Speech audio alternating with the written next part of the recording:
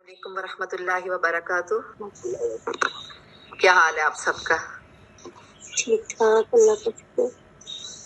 اللہ کا شکر ہے، اللہ نے توفیق دی ہے کہ ہم آج پھر مل کے بیٹھے ہیں اور ہم اللہ تعالیٰ کا کلام پڑھیں گے، اللہ تعالیٰ کا ذکر اذکار کریں گے۔ تو یہ بے شک موبائل پہ ہے، لیکن یہ ایسی محفل ہے کہ ہمارے پاس فرشتے بھی موجود ہیں جو ہماری ہر دعا پہ آمین بھی کہیں گے اور ہمارے لیے سفارشی بن رہے ہوں گے، اور اللہ تعالیٰ کو جا کے بتائیں گے کہ تیرے بندے کیا کر رہے تھے، ذکر کر رہے تھے، اللہ کی مجلس میں بیٹھے ہوئے تھے، قرآن پڑھ رہے تھے، قرآن سیکھ رہے تھے، اپنی نیندیں قربان کر کے اپنا وقت جو ہے انہوں نے اسپیشل اس کام کے لیے لگایا ہے۔ تو اللہ تعالیٰ پھر ہماری دعائیں کیوں نہیں سنے گا انشاءاللہ تعالیٰ۔ جی سٹارٹ کرتے ہیں۔ آج ہماری ہے آیت نمبر 32 تک ہم نے کل کر لیا تھا، آج آیت نمبر 33 ہے، سورۃ آل عمران پارہ 3۔ بسم اللہ الرحمن الرحیم۔ اشرح لی صدری ویسر لی امری واحلل عقدۃ من لسانی یفقہوا قولی۔ اللہم فقہنا فی الدین، اللہم فقہنا فی الدین، اللہم فقہنا فی الدین، ربی زدنی علما، آمین یا رب العالمین۔ بسم اللہ الرحمن الرحیم۔ آیت نمبر 33۔ ان اللہ اصطفیٰ آدم و نوح و آل ابراہیم و آل عمران علی العالمین۔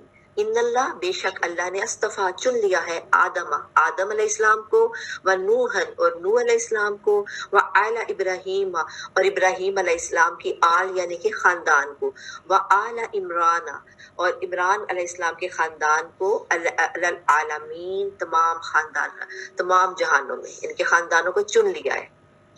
اب یہ ذکر یہاں پہ کیا آ گیا کہ انبیاء علیہ السلام جو ہے، سب سے پہلے ہم دیکھ لیتے ہیں آل عمران کا جو کہا گیا ہے۔ انبیاء اسلام کے خاندانوں میں 2 عمران تھے۔ ایک کون تھے؟ حضرت موسیٰ و ہارون علیہ السلام کے والد، اور دوسرے کون تھے؟ حضرت مریم علیہ السلام کے والد۔ اچھا، اب اس جو آیت میں کانٹیکسٹ چل رہا ہے، تفسیر چل رہی ہے، تو اس میں مراد کون سے ہیں؟ حضرت مریم علیہ السلام کے والد، یعنی کہ جو حضرت عیسیٰ کے نانا ہے۔ حضرت موسیٰ اور حضرت ہارون دونوں بھائی تھے نا، ان کے والد کا نام بھی عمران تھا، لیکن یہاں پہ ان کا ذکر نہیں ہے۔ یہاں پہ جو مفسرین ہیں ان کے مطابق یہ دوسرے والے ہیں، حضرت مریم کے والد۔ اور اس خاندان کو بلند درجہ ملا ہے۔ کیا بلند درجہ ملا ہے؟ کہ ایک تو حضرت عمران تھے، اس کے بعد حضرت مریم علیہ السلام ان کی بیٹی، اور اس کے بعد حضرت عیسیٰ علیہ السلام کی وجہ سے یہ درجہ ہوا ہے۔ اور حضرت مریم علیہ السلام کی جو والدہ تھی ان کا نام حنا تھا، حنا بن فاقوس تھا۔ اور اس کے علاوہ اس آیت میں دیکھیں، چھوٹی سی آیت ہے بالکل، اور بھی 3 خاندانوں کا مزید ذکر ہوا ہے۔ کون کون سے خاندان کا؟ کہ اللہ تعالیٰ نے جن کو اپنے وقت میں جہانوں پر فضیلت عطا فرمائی، ان میں کون تھے؟ کہ پہلے حضرت آدم علیہ السلام، جنہیں اللہ نے اپنے ہاتھ سے بنایا اور پھر اپنی طرف سے ان میں روح پھونکی، پھر فرشتوں کو کہا کہ سجدہ کرو، اسماء کا علم انہیں عطا کیا، اور کیا کیا؟ فضیلت کیسے دی؟ کہ جنت میں جگہ دی، جنت میں رکھا، رہائش دی، اور پھر انہیں وہاں سے زمین پر بھیجا، اور زمین پر بھیجنے بھی اللہ تعالیٰ کی بہت سی حکمتیں تھیں۔ اچھا، دوسرا کن کا ذکر ہوا ہے؟ نوح علیہ السلام کا۔ اب نوح علیہ السلام کا کیا ہے؟ کہ انہیں رسول بنا کر بھیجا گیا۔ کس وقت؟ جب لوگوں نے اللہ کو چھوڑ کر بتوں کو اپنا معبود بنا لیا تھا، تو نوح علیہ السلام کو طویل عمر عطا ہوئی۔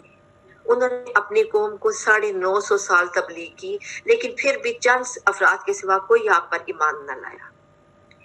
بالآخر آپ کی بد دعا سے اہل ایمان کے سوا دوسرے تمام لوگوں کو غرق کر دیا گیا۔ آل ابراہیم کو یہ فضیلت عطا کی کہ ان میں انبیاء کا سلسلہ ہوا، پھر وہاں پہ بادشاہ ہوئے، اور بیشتر پیغمبر جو تھے وہ حضرت ابراہیم کی نسل سے ہوئے۔ اور آخر کون تھے؟ حضرت محمد صلی اللہ علیہ وآلہ وسلم، جو حضرت ابراہیم کے بیٹے حضرت اسماعیل علیہ السلام کی نسل سے تھے۔ یہ ان خاندانوں کا ذکر ہے، 3 خاندانوں کا اس میں۔ اور پھر قرآن میں جو ہے یہ سب سے بڑی فضیلت کی بات ہے کہ حضرت آدم کو سب سے پہلا انسان ہونے کا شرف حاصل ہے۔ ان کے پہلے جو نبی تھے وہ سب سے پہلے انسان بھی تھے، اور پھر اللہ تعالیٰ نے انہیں اپنے ہاتھ سے بنایا تھا۔ یہ بہت خصوصیت کی بات ہے۔ اگلی آیت دیکھیں، ذریۃ بعضھا من بعض واللہ سمیع علیم۔ کہ یہ سب آپس میں ایک دوسرے کی نسل سے ہے اور اللہ تعالیٰ سنتا بھی ہے اور جانتا بھی ہے. اللہ تعالیٰ کی صفت کیا بیان ہوئی؟ سمیع، سننے والا، علیم، جاننے والا. یعنی کہ اللہ تعالیٰ سب کی ایسی پکار بھی سنتا ہے، سب کی باتیں بھی سنتا ہے. جی ناسی، آپ کچھ کہنا چاہ رہی ہیں؟ آپ کا ہینڈ ریز ہے. آواز نہیں آ رہی ہے کہ پرابلم ہے؟ اچھا، ویسے ہینڈ ریز ہو گیا ہوگا. کہ اللہ تعالیٰ جو ہے سننے والا بھی ہے اور جاننے والا بھی ہے. تو یہ سننا اور جاننا دو اللہ تعالیٰ کی جو صفات ہیں ان کے بارے میں ذکر ہے. اور یہاں پہ جو بات ہے نا ایک دوسرے کی نسل سے ہے، تو اس کا یہ مطلب ہے کہ دین میں، ویسے نسل سے تو اس طرح نہیں بنتے نا، کہ دین میں ایک دوسرے کے مددگار اور معاون ہیں. اور دوسری بات یہ کہ حضرت آدم سے ساری نسل چلی ہے، اس معنوں میں بھی استعمال ہو جاتا ہے. اس قالت امرأۃ عمران ربی انی نظرت لک ما فی بطنی محررا فتقبل منی انک انت السمیع العلیم. اللہ تعالیٰ کی دوسری صفت کا دوسری دفعہ پھر اس آیت میں ذکر ہے کہ سمیع اور علیم. جب عمران کی بیوی نے کہا کہ اے میرے رب، میرے پیٹ میں جو کچھ ہے اسے میں تیرے نام آزاد کرنے کی نظر مانی، تو میری طرف سے قبول فرما، یقیناً تو خوب سننے والا اور پوری طرح جاننے والا ہے. اب بھی جو نظر مانی تھی عمران کی بیوی جو حنا تھی، انہوں نے نظر کیا مانی تھی کہ جو اب ہوا یہ تھا کہ ان کے خاوند کی وفات ہو گئی تھی، بچہ ان کا بھی نہیں ڈلیور ہوا تھا، تو اس وقت انہوں نے کہا تھا کہ میرا جو بچہ ہوگا وہ، ان کا گمان یہ تھا کہ بیٹا ہوگا، اور وہ جو بچہ ہوگا اس کو تیرے نام پہ آزاد کرتی ہے، یعنی کہ تیری عبادت گاہ کی خدمت کے لیے وقف کرتی. یہ مطلب ہے اس بات کا کہ یہاں پہ عبادت کے لیے اللہ کے لیے دے دینا. اس زمانے میں یہ ہوتا تھا کہ لوگ جو ہے اپنے جو متقی لوگ ہوتے تھے، اللہ سے محبت کرنے والے، وہ اپنی اولاد میں سے کوئی اپنا بیٹا جو ہے نا وہ چھوڑ دیتے تھے اللہ کے نام پہ ہیکل میں، اور وہاں پہ ان کی پرورش ہوتی تھی، انہیں سارا اسلام کی تربیت اور باقی اس طرح کی چیزیں جو ہے. اسلام اس وقت کا ظاہر دین اسلام یہی تھا، اللہ تعالیٰ کی ان کے توحید، اس کا جو ہے سارا کا سارا ان کو اچھی طرح بتایا جاتا تھا. وہ بہت نیک اور پرہیزگار بچے جو ہیں وہ ایک بڑے صورت میں ہوتے تھے. اور یہاں پہ ان کے تیرے نام سے آزاد کرتے ہیں، دنیا کے کاموں سے بھی آزاد ہے، کہ صرف اور صرف دین کی خاطر وقف، اللہ کی خاطر وقف. یہ نظر مانی تھی، اور ساتھ ہی دعا بھی کیا کی تھی کہ اللہ تعالیٰ میری اس نظر کو قبول کرنا، کیونکہ اب میرا خامن تو ہے نہیں، بس میرے پاس یہی کل مداح ہوگی جو میرا بچہ ہوگا، تو میں اسی کو وقف کرتی ہوں.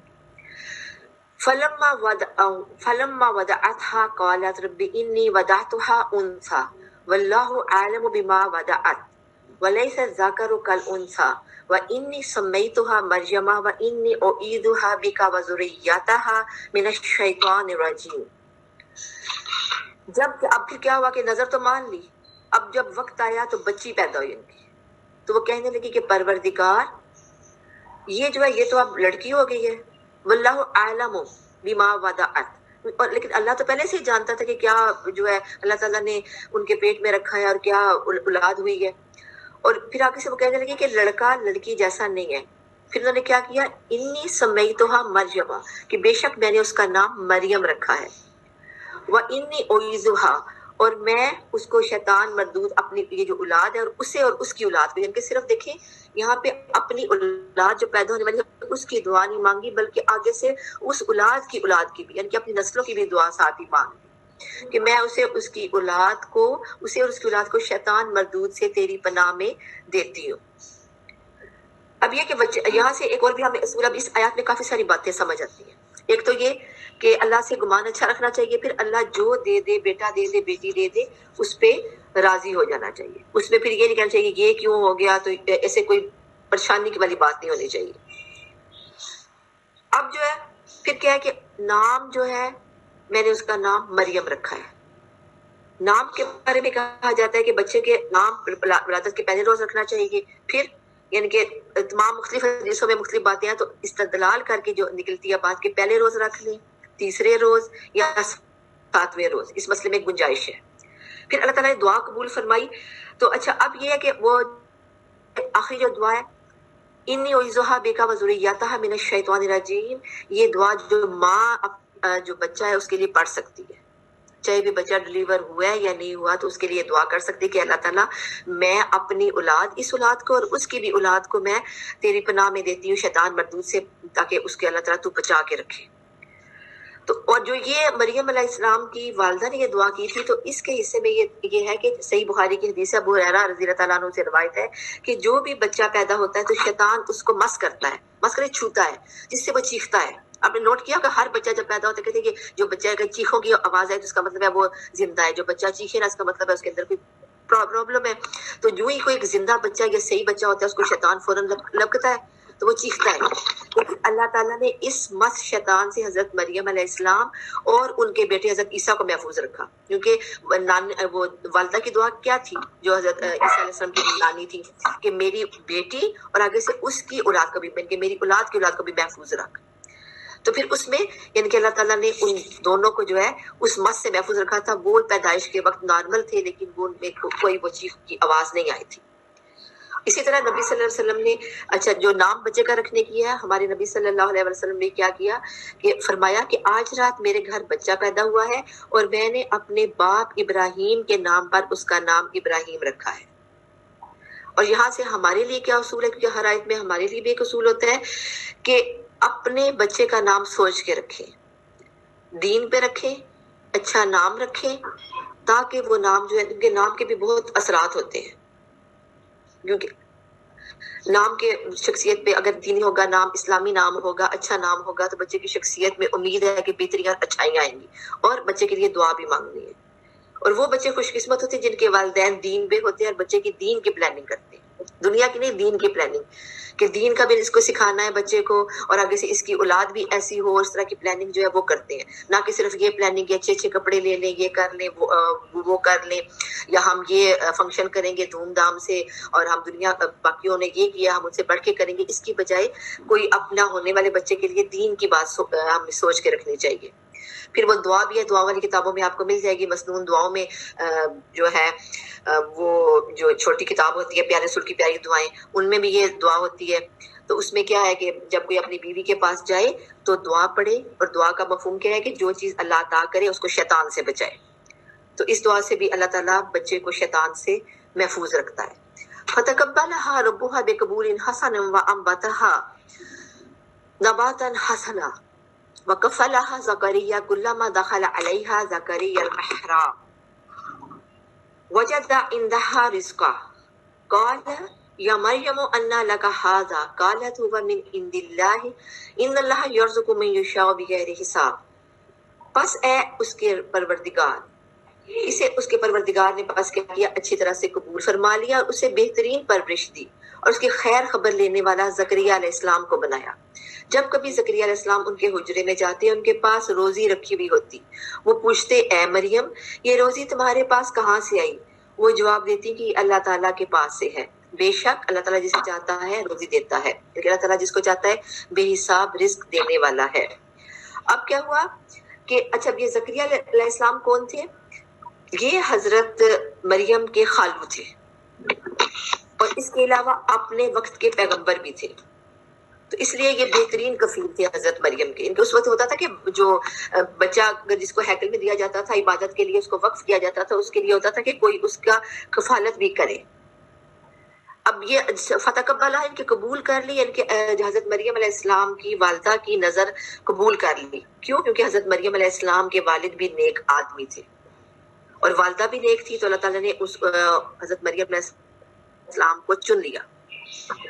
اب مسئلہ یہ تھا کہ بچہ جو چھوٹا جب ہوتا تھا اس کو جب وہ کے لیے دیتے تھے تو وہ لڑکا ہوتا تھا. آج تک کسی نے کوئی لڑکی تو دی نہیں تھی، تو وہاں پہ ہیکل والوں نے قبول کرنے سے انکار کر دیا. انہوں نے کہا کہ نہیں، لڑکی تو ہم لیتے نہیں ہیں.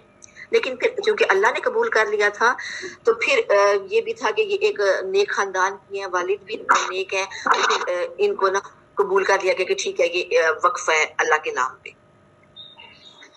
تو اب یہ مسئلہ تھا کہ ان کی کفالت کون کرے. پھر قرآن ڈالا گیا. جب اتنی نیک ایک بچی تھی اور ایک نیک والد کی بیٹی تھی تو پھر ہر ایک نے کہا کہ ہم کفالت کو تیار ہیں، ہم پرورش کا خرچہ لیں گے، مانیں گے، ہر کھانا پہنچانے کا سب کچھ کرنے کا ہم دیکھ بھال کریں گے.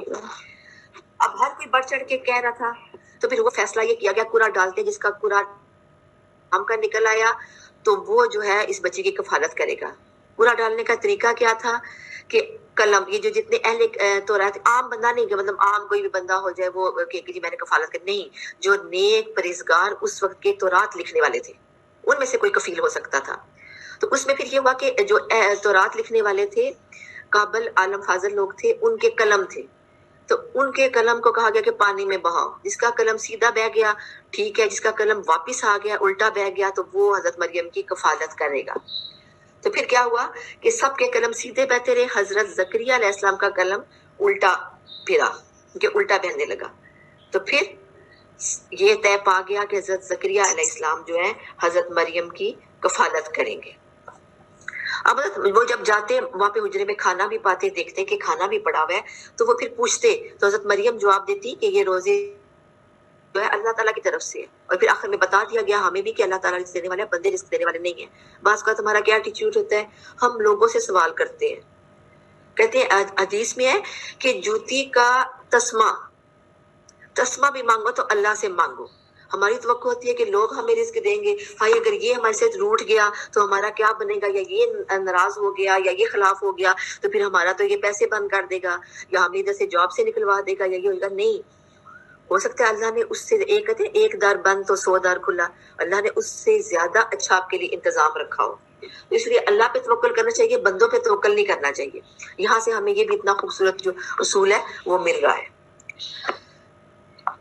اب یہ کہ حضرت زکریا علیہ السلام جو تھے انہوں نے بہت اچھے طریقے سے ان کی تربیت کرنا شروع کر دی. اب جہاں پہ آئے کہ حجرے میں جاتے تو روزی رکھی ہوئی ہوتی، جو تو روزی یہاں پہ رزق سے مراد کیا، پھل. اب پھل کس طرح کے ہوتے تھے کہ یہ ایک تو موسمی پھل ہوتے تھے، اس کے علاوہ کیا ہوتا تھا، غیر موسمی پھل ہوتے تھے. غیر موسمی پھل کیسے کہ گرمی کے جو پھل ہیں وہ سردی کے موسم میں، اور سردی کے پھل گرمی کے موسم میں ان کے کمرے میں موجود ہوتے. اور صرف وہاں پہ پرمیشن کس کو تھی جانے کی، حضرت زکریا علیہ السلام کو، جو کفیل بھی تھے، ان کے خالو بھی تھے، اور کوئی شخص وہاں پہ کسی کو انٹر ہونے کی پرمیشن ہی نہیں تھی. اس لیے حضرت زکریا علیہ السلام کو تعجب ہوا تھا کہ یہ کہاں سے آئے ہیں. تو انہوں نے کیا جواب دیا تھا کہ اللہ کی طرف سے. گویا کیا ہوا کہ یہ مریم علیہ السلام کی کرامت تھی، ان کے ایک معجزہ اللہ تعالیٰ دکھاتا تھا کہ پھل وہاں پہ پڑے ہوتے تھے. اور نبیوں پہ معجزے آتے ہیں، کرامات ہوتی ہیں، ولی کی بھی کرامات ہوتی ہیں، اولیاء اللہ جو ہوتی ہیں ان کو بھی اللہ تعالیٰ نے کرامات دی ہوتی ہیں. اور یہ صرف اور صرف اللہ خود دیتا ہے، یہ نہیں کہ بندے کا اپنا کمال ہوتا ہے کہ اس کے پاس کوئی کرامت ہو. ایک عام نیک انسان بھی بعض اوقات کوئی اس کے ایسے کوئی اس کے پاس شفا ہوتی ہے. لیکن یہ ہے کہ بچنا چاہیے کہ آج کل جس طرح آج کل کے دور میں لوگ فراڈ سے اور یہ کہتے ہیں ہمارے پاس یہ کرامت ہے اور جادو وادو کرنا شروع ہوتا ہے. جادو کے ذریعے ہوتا ہے، ان کا شر ہوتا ہے، کالا جادو اور شیطانی ہوتی ہے. اور ہم اسے اور ہمارے سامنے وہ لوگ نام دے رہے ہوتے ہیں جی کرامت ہے، یہ اللہ تعالیٰ کی دین ہے، ہم ولی اللہ ہیں. لیکن آج کے دور میں بہت مشکل ہے یہ کام، اس لیے بچ کے رہنا چاہیے کیونکہ آج کل فتنوں کا دور ہے نا. اگلی آیت دیکھیں، آیت نمبر 38. ہنالک دعا زکریا ربہ قال رب ہب لی من لدنک ذریۃ طیبہ انک سمیع الدعاء. اچھا بڑی مزے کی بات ہوئی کہ زکریا علیہ السلام جو تھے وہ جب وہ کیا تھے، بوڑھے بھی تھے، ان کی اہلیہ بھی عمر رسیدہ تھی. اہلیہ جو تھی حضرت حنا کی بہن تھی، کیونکہ حضرت مریم کی خالہ تھی. اب مریم علیہ السلام کو دیکھ کر انہیں ایسے جیسے کریں جیسے کسی وقت بندہ کہیں جائے یا کسی کا کوئی اچھی ایسے کام دیکھے یا وہاں پہ متاثر ہوتے ایک دم جوش میں آ کے کہتا ہے ہم بھی ایسے کریں گے. حالانکہ بعض اوقات اپنے اندر توفیق بھی نہیں ہوتی، ہمت بھی نہیں ہوتی، لیکن بعض اوقات قبولیت کا ٹائم ہوتا ہے کہ اللہ وہ دعا قبول بھی کروا دیتا ہے. اکثر آپ لوگوں کو بھی ایکسپیرینس ہوا ہوگا کہ آپ جوش میں کہیں جاتے ہیں، جوش میں آ کے بلکہ بعض اوقات نیگیٹو بھی کئی جگہ پہ ہو نا کہ وہ آپ کے لیے اچھی نہ ہوتا بھی آپ جوش میں کہہ دیتے ہیں میں نے بھی یہ کار گزرنا ہے. جیسے قرآن پڑھنے کا ماشاءاللہ کہیں پہ بندہ قرآنی محفل ہو، بندے کو جوش آتا ہے، بندہ کہتا ہے میں بھی انشاءاللہ تعالیٰ یہ کورس ضرور کروں گا. تو اسی طرح حضرت مریم علیہ السلام کو دیکھ کے زکریا علیہ السلام کو جوش کے آیا، انہوں نے دعا کی. اور دعا کیا کی کہ اللہ تعالیٰ مجھے اولاد دے. یہ دیکھیں اللہ تعالیٰ اپنے رب قالا کیا کہا، رب ہب لی من لدنک ذریۃ، کہ اللہ تعالیٰ مجھے اپنے پاس سے اولاد دے دے، طیبہ نیک اولاد دے دے کہ تو دعائیں سنتا ہے، میری بھی دعا سن لے. اور دیکھیے اس وقت قبولیت کا وقت تھا، انہوں نے دعا کر دی. اور بعض کا اس طرح ہوتا ہے، ہمارے ساتھ بھی ایسے ہوتا ہے کہ ہم کہہ دیتے ہیں اللہ ہم یہ دعا نہ مانگتے اس وقت تو قبول ہماری ہونی تھی، کاش ہم فلاں دعا مانگ لیتے. لیکن ایسا نہیں کہنا چاہیے. کیوں؟ کیونکہ جو ہمارے حق میں بہتر ہوتی ہے وہ دعا اللہ تعالیٰ اسی وقت قبول کر لیتا ہے، یا بعض کا بھی اس میں اللہ تعالیٰ ٹائم لگاتا ہے کہ ہمیں اور آزمانا ہوتا ہے، ہمیں تھوڑا سا ہمارے صبر کو دیکھنا ہوتا ہے، یا اللہ تعالیٰ اس کو ذخیرہ کر لیتا ہے آخرت کے لیے تاکہ وہاں پہ جا کے ہمیں اس کا اجر ملے. دعا قبول ضرور ہوتی ہے اور ہم سوچتے ہیں بڑی دعائیں مانگی ہیں، حج پہ بھی گئے ہیں، دعا کہ فلاں جگہ بھی گئے ہیں، پوری نہیں ہوتی. لیکن اللہ تعالیٰ ایسی پوری کرتا ہے کہ میرا خود ایکسپیرینس ہے کہ میں دنگ رہ جاتا ہے بندہ کہ یا اللہ تو اس طرح بھی سنتا ہے، تو 1 سال بعد بھی سنتا ہے، تو فوراً 1 سیکنڈ بعد بھی سنتا ہے. اور بعض اوقات ہم دعا میں رو پڑتے ہیں، سجدے میں گرتے ہیں، رکت طاری ہو جاتی ہے. تو یہ وہ وقت ہوتا ہے جب کہتے ہیں نا جو آہ بھی دل سے نکلتی ہے وہ اثر رکھتی ہے پر نہیں طاقت پرواز مگر رکھتی ہے. اسی طرح جو دعا دل سے کسی کوئی خواہش نکلتی ہے تو اللہ تعالیٰ وہ بھی پوری کرتا ہے. لیکن اکثر کیا ہوتا ہے ہماری دعائیں ٹھنڈی ٹھنڈی ہوتی ہیں، ہم جوش میں نہیں مانگتے. اب ان کو جوش آیا تھا نا، جوش کے وقت جو دعا مانگی وہ ایک دم تڑپ سے اندر سے پوری انر فیلنگز کے ساتھ ہوتی ہے، اور اس کی قبولیت کا درجہ بھی پھر اتنا ہی بڑا ہو جاتا ہے. اور بعض اوقات ہم کیا کرتے ہیں دعائیں ٹھنڈی بس ویسے بیٹھے نارمل، بس جیسے نماز ختم ہوئی ہے روٹین کی دعائیں مانگ لی. جیسے ابھی آپ کی تجوید کی کلاس ختم ہوئی ہے، میری کلاس ختم ہوگی، دعا مانگیں گے تو بس آپ ایسے روٹین میں دعا. یا بعض اوقات ہوتا ہے کہ آپ خوشبو یہ فرشتوں کی محفل ہے اس وقت جو ہم سب جمع ہیں، اجتماعی دعا ہو رہی ہے اور اس وقت ہمارے فرشتے بھی ہماری دعا پہ آمین کہہ رہے ہیں. تو اس وقت جوش میں کوئی دعا نکلتی ہے تو وہ اللہ قبول بھی کر لیتا ہے. اور دعا کیسی، آپ دیکھیں یہاں پہ ایک اور رول ملا کہ حضرت زکریا السلام نے کیسی دعا مانگی تھی. اس میں پوائنٹ کیا ہے، کسی کو سمجھ آیا؟ دعا تو مانگی تھی اولاد کی، اب آگے پوائنٹ کیا ہے، کسی کو آیا سمجھ؟ جی کیسی دعا مانگی تھی؟ ذریاتن طیباتن، یعنی کہ پاکیزہ اولاد کی. صرف اولاد نہیں بلکہ نیک اولاد. اور ہم کیا کرتے ہیں، وہ کہتے ہیں یا اللہ بیٹا دے یا اللہ بیٹی دے، ایسے جو بھی ہمارے پاس نہیں ہوتا ہم وہ دعا مانگتے ہیں. لیکن ساتھ ہمیشہ اپنے آپ کو یہ کہنا چاہیے کہ اللہ تعالیٰ ہمیں وہ دے جو ہمارے حق میں بہتر ہے، اور ہمیں نیک اولاد دے، نیک بیٹا دے، بیٹی دے تو نیک دے، بیٹا دے تو نیک دے. اللہ تعالیٰ جو بھی دے وہ نیکی کرنے والا اور تیرا نام لیوا ہو. تو پھر اللہ تعالیٰ کے ہاں جب قبول ہوگی تو اس کا پھر مزہ ہی الگ ہے. فنادتہ الملائکۃ وہو قائم، تو پھر پکارا فرشتے نے، کہ فرشتے فوراً پکار لیا. جیسے اب ہمیں بھی فرشتے ہماری دعا سنتے ہیں، جب اللہ تک پہنچاتے ہیں اور آمین کہتے ہیں تو پکار رہے ہوتے ہیں. اور ہمیں اس وقت یہ الگ بات ہے کہ ہمیں آواز نہیں آ رہی ہوتی. یہ پیغمبر تھے اور نبی تھے تو اللہ تعالیٰ نے ان کو آوازیں سنوا بھی سکتا تھا. یا ویسے یہ بھی ہوتا ہے کہ بعض کا دل میں خیال آ جاتا ہے، ایک وہی اس کی قسم یہ بھی ہوتی ہے کہ دل میں خیال آ جاتا ہے کہ یہ بات فرشتوں کی طرف سے، یہ بات اللہ ہمیں سجھا رہا ہے اس طرح. فنادت الملائکۃ وهو قائم یصلی فی المحراب ان اللہ یبشرک بیحییٰ مصدقا بکلمات من اللہ وسیدا وحصورا ونبی من الصالحین. بس فرشتوں نے انہیں آواز دی جبکہ حجرے میں قائمن کھڑے تھے، یصلی وہ نماز پڑھے تھے. اب یہاں پہ محراب میں نماز پڑھے تھے، نماز کا بھی دو مطلب لیے گئے. ایک مراد لی گئی ہے کہ عبادت کر رہے تھے، دوسری مراد لی گئی کہ دعا مانگ رہے تھے. سلی کا مطلب دعا بھی ہے کہ اللہ تعالیٰ تجھے یحییٰ کی یقینی خوشخبری دیتا ہے، یعنی کہ بیٹے کی جب دعا قبول ہوگی کہ آپ کے ہاں بیٹا ہوگا، اس کا نام یحییٰ ہوگا. اور وہ کون ہوگا، آگے سے کس طرح کا بیٹا ہوگا کہ آپ نے کہا نا ذریہ طیبہ کہ مجھے بیٹا دے، پاکیزہ نیک بیٹا دے. تو پھر وہ بچہ جو کیسا ہوگا کہ اللہ تعالیٰ کی کلمے کی تصدیق کرنے والا ہوگا، اور پھر سیدن سردار ہوگا، پھر حصوراً یعنی کہ اپنے نفس پہ کنٹرول کرنے والا ہوگا، اور نبی ہوگا. اور کن لوگوں میں ہوگا، نیک اور صالحین لوگوں میں اس کا شمار ہوگا. اب کیا اللہ تعالیٰ کے کلمے کی تصدیق کرنے والا مراد کیا ہو گیا کہ حضرت عیسیٰ علیہ السلام کی تصدیق کرے گا. حضرت عیسیٰ علیہ السلام جس طرح بن باپ کے پیدا ہوئے تو ان کی تصدیق کے. اب یہ تھا کہ حضرت یحییٰ علیہ السلام حضرت عیسیٰ علیہ السلام سے کہ دونوں آپس میں کیا تھے، خالہ زاد تھے، اور دونوں نے ایک دوسرے کی تائید کی. اور سیدن جو سردار، اور حصوراً یعنی کہ گناہوں کو اپنے پاس پھٹکنے بھی نہیں دے گا، گناہوں سے رکا رہے گا. کیونکہ گناہ جو ہوتے ہیں ایک عیب ہوتے ہیں، اور ان عیبوں سے کیا ہوگا کہ یہ بچہ محفوظ ہوگا. اور اللہ تعالیٰ نے جو ہے اتنی بڑی یعنی خوشخبری ان کو دے دی، فوراً دعا قبول کر لی. اب دیکھیں حضرت جا کی کیا جن کی اتنی صفات ایک آیت میں بتا دی گئی ہیں. تو نبی صلی اللہ علیہ وآلہ وسلم نے فرمایا کہ آدم علیہ السلام کی اولاد میں سے ہر فرد نے کوئی نہ کوئی خطا کی سوائے یحییٰ کے، یا پھر خطا کا ارادہ کیا. ان کی اب کیا تعلیمات تھی، اب سوائے یحییٰ کے، یحییٰ علیہ السلام سے کوئی خطا نہیں ہوئی. یعنی کہ ان کے والد نے اس قدر خوبصورت دعا مانگی تھی کہ کوئی جیسے اب بہت سے نبی جیسے اب حضرت موسیٰ سے بھی ایک جو ہے غلطی سے قتل ہو گیا تھا، پھر اس طرح بہت سے نبیوں سے کچھ نہ کچھ خطا اس طرح پاس سے ہوئی بھی. تو حضرت یحییٰ علیہ السلام سے کوئی خطا نہیں ہوئی. اور نبیوں کی خاص تعلیمات کیا ہوتی ہیں، جس میں ذکر آ گیا کہ وہ نیک ہوں گے، کہ اللہ کی طرف بلانا، نیکی کی تلقین کرنا، نماز کا حکم دینا، روزوں کا حکم دینا، صدقے کا حکم دینا، اور اسی طرح سے اللہ کا ذکر کرنے کا حکم دینا. یہ سب نبی کی تعلیمات اور سب کی سب تعلیمات کے ساتھ بغیر کسی خطا کے یحییٰ علیہ السلام جن کا اللہ تعالیٰ نے خود ہی نام تجویز کر کے ان کو دنیا میں بھیجا، ان کے والد کو خوشخبری دی. قال رب ان یکون لی غلام وقد بلغنی الکبر وامرأتی عاقرہ قال کذلک اللہ یفعل ما یشاء.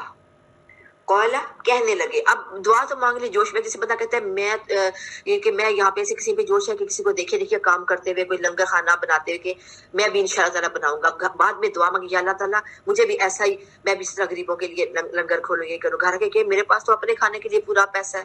دعا تو جوش میں مانگ دی تو اللہ نے قبول. جیسے اس طرح زکریا علیہ السلام کو کیا تھا کہ خود بھی بوڑھے تھے اور بیوی بھی کیا تھی، ان کی بانج تھی. کہا کہ میرے ہاں بچہ کیسے ہو سکتا ہے، میں بالکل بوڑھا ہو گیا ہوں اور میری بیوی بانج ہے. تو پھر کالا کذالک اللہ، اسی طرح کرتا ہے اللہ، یفعل جو کرتا ہے، کر دیتا ہے، ما یشاء جو کچھ چاہتا ہے. یہ اللہ تعالیٰ جو چاہے وہ کرتا ہے. اس میں کوئی جیسے دیکھتے نا بعض کا دیکھتے ہیں کہ جی اس کے وہ اتنے پہلے بچے بڑے ہو گئے ہیں، خود بوڑھے ہیں، پھر بھی ایک بچہ ہو گیا. یہ سب سے چھوٹا، ان میں اتنا فرق ہوئی ہے تو بہت اس سے بچے آخری والے بچے سے 20 سال چھوٹا ہے. اب کچھ ینگ کپلز ہیں ان کے گھر اولاد ہی نہیں ہو رہی، اور کچھ جو ہے 40 سے چھوڑ 45-50 سال کی عمر میں بھی اللہ تعالیٰ ان کو اولاد دے رہا ہے خاتون کو. حالانکہ ہوتا ہے کہ جس میں اس ایج میں اولاد نہیں ہوتی، لیکن اللہ کیا چاہتا ہے جو کرتا ہے. قال رب اجعل لی آیہ. اب کیا ہوا کہ نہ تو وہ ظاہر سی بات ہے کہ نہ وہ جو بیوی بانج تھی اور بوڑھی بھی تھی اور ان کو ایسے کوئی پیریڈز وغیرہ سسٹم بھی نہیں تھا، تو پھر یہ تھا کہ کیسے پتا چلتا کہ اولاد اللہ دینے والا ہے. تو پھر زکریا علیہ السلام نے کیا کہا، اے میرے پروردگار میرے لیے کوئی نشانی مقرر کر. قال فرمایا، آیتک اللہ تکلم الناس ثلاث ایام الا رمزا. تمہاری نشانی یہ ہے کہ تم لوگوں سے کلام نہیں کر سکو گے ثلاثت ایام 3 دن تک، الا رمزا مگر اشارے سے. یعنی کہ تمہاری زبان بند ہو جائے گی، بولنا بند ہو جائے گا، صرف اشاروں سے لوگوں سے بات کرو گے تو اس وقت سمجھ لینا کہ تمہارے گھر اولاد ہونے والی ہے. وَاذْكُرْ رَبَّكَ كَثِيرًا، تو پھر ذکر کرو اپنے رب کا کثیرن، اس وقت تم ذکر کرنا رب کا بہت زیادہ. وَسَبِّحْ بِالْعَشِيِّ وَالْإِبْكَارِ، اور صبح و شام اسی کی تسبیح بیان کرتا رہے. اب بڑھاپے میں موعظانہ طور پر اولاد کی خوشخبری سن کر ان کے شوق میں اضافہ ہو گیا تھا زکریا علیہ السلام کی. تو انہوں نے کہا کہ مجھے کوئی نشانی بھی بتا دے، مجھے کوئی نشانی بھی بتا دے. تو پھر کہا تھا کہ تمہاری 3 دن زبان بند رہے گی جو ہماری طرف سے نشانی ہوگی، لیکن تم نے پھر کیا کرنا ہے زکریا علیہ السلام کی خاموشی سے تسبیح کر، تاکہ اللہ تعالیٰ کی جو نعمت تجھے ملنے والی ہے اس کا شکر ادا ہو جائے. اب اس میں کیا سبق دیا گیا کہ اللہ تعالیٰ تمہاری طلب کے حساب سے جب تمہیں مزید نعمتوں سے نوازتا ہے تو اسی حساب سے تم زیادہ سے زیادہ اللہ کا شکر ادا کرو. یہ ہمیں اس آیت میں سبق مل رہا ہے. اور دوسرا کیا ہے کہ جو خواتین ہوتی ہیں جب ان کو پریگنینسی ہوتی ہے تو ان کے شوہروں کو بھی اور انہیں بھی کیا چاہیے، اللہ کا شکر ادا کرنا چاہیے. پھر اس کے بعد زیادہ سے زیادہ تسبیح کریں، زیادہ سے زیادہ اللہ کا ذکر و اذکار کریں، کیونکہ اللہ غیر معمولی ایک نعمت ہے نا. اب وہ جو بے اولاد جوڑے بیٹھے ان کی اولاد نہیں ہے تو اولاد کو ترس رہے ہیں. بلکہ بعض میں نے سنا ان کے منہ سے یہ نکلتا ہے، ایک خاتون تھی، ان کا ہے میری بیٹی کی اولاد نہیں ہو رہی، دنیا سب کی ہو رہی ہے، اللہ تعالیٰ چاہے لڑکی دے دے، چاہے گنجی دے دے، چاہے کانی دے دے. تو ان کے پاس بیٹھے سے کہا اللہ نہ کرے اس طرح نہ کو، جب ایسی کوئی ہوگی تو پھر تمہیں مسئلے مسائل شروع ہو جائیں گے. اللہ سے دعا اچھی مانگو. جیسے اب زکریا علیہ السلام نے کیا کہا تھا، بیٹا دے پاکیزہ، مجھے اولاد دے پاکیزہ اولاد دے. تو یہ کہ اس انسان مانگتے ہوئے یہ سوچتا نہیں میں کیا کر رہا ہوں، تو ترس رہا ہوتا ہے تو انسان الٹی دعائیں بھی مانگ لیتا ہے. تو کیا ہے اس وقت یہ بہت بڑی نعمت ہے جب اللہ اس طرح کی نعمت سے نوازے تو اللہ تعالیٰ کی طرف رغبت زیادہ ہو، تسبیح ہو. کیونکہ مومن کا اللہ تعالیٰ دونوں چیزیں جو ہے جب عطا کرتا ہے تو وہ 2 حالتوں میں ہوتا ہے. مومن کی حالت یا ہوتی ہے خوشی کی حالت، یا ہوتی ہے اس کو نہیں مل رہا تھا وہ غم کی حالت ہوتی ہے. تو دونوں وقت میں کیا کہا گیا کہ اللہ کی طرف رجوع کرو. اچھا اب اللہ تعالیٰ نے تسبیح کا وقت بھی بتا دیا. کون سا وقت بتایا؟ وَسَبِّحْ، اور تسبیح کرے بالعشی والابکار، ابکار یعنی کہ عشی اور ابکار 2 وقت بتا دیے. ابکار کہتے ہیں طلوع فجر سے لے کے چاش تک کے وقت کو، اور عشی عشاء بھی اسی سے نکلا ہے. کیا ہے اس کا بنیادی معنی؟ کیا ہے؟ اندھیرا. اور یہ وقت کیا ہے؟ سورج کے زوال سے غروب ہوتے تک اور پھر عصر سے مغرب تک کا وقت، یعنی کہ ویسے اس کا بنیاد اندھیرا، جب اندھیرا پھیلنے لگے مغرب تک، جب کہ سورج کا روشنی ختم ہو جاتی ہے اور اس وقت اندھیرا قریب ہونے کا ٹائم ہوتا ہے، تو اس وقت تسبیح کریں۔ اور یہ ہے نا، آپ نے اکثر یہ دیکھا بھی ہے کہ صبح کے اذکار، شام کے اذکار، صبح کے شام کے اذکار جو کر لیتے ہیں وہ محفوظ رہتا ہے۔ اور جو صبح بسم اللہ الذی لا یضر مع اسمہ شیء فی الارض ولا فی السماء وهو السمیع العلیم، جو یہ دعا پڑھ لیتا ہے وہ پورا دن جو ہے وہ ہر چیز سے اور ہر شر سے محفوظ رہتا ہے۔ تو اذکار کی ویسے بھی بہت زیادہ فضیلت ہے، اور جب اللہ تعالیٰ کوئی نعمت عطا کرنے لگے تو اس وقت کیا کرنا چاہیے؟ ہمیں یہاں سے کیا پتہ چلا کہ ذکر اذکار کرنے چاہیے۔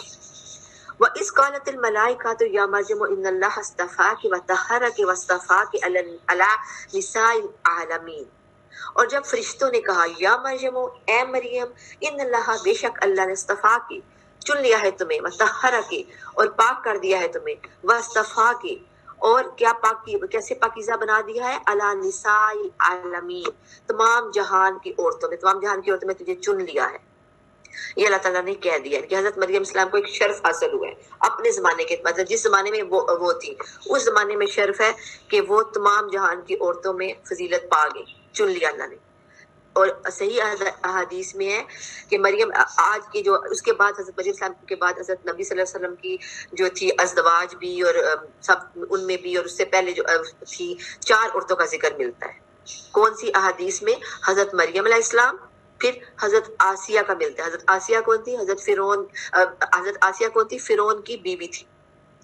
اور حضرت خدیجہ اور حضرت عائشہ رضی اللہ تعالیٰ عنہا۔ حضرت خدیجہ کون تھی؟ یہ نبی صلی اللہ علیہ وسلم کی بیوی، حضرت عائشہ بھی حضور صلی اللہ علیہ وسلم کی ازواج میں شامل تھی، یہ 2۔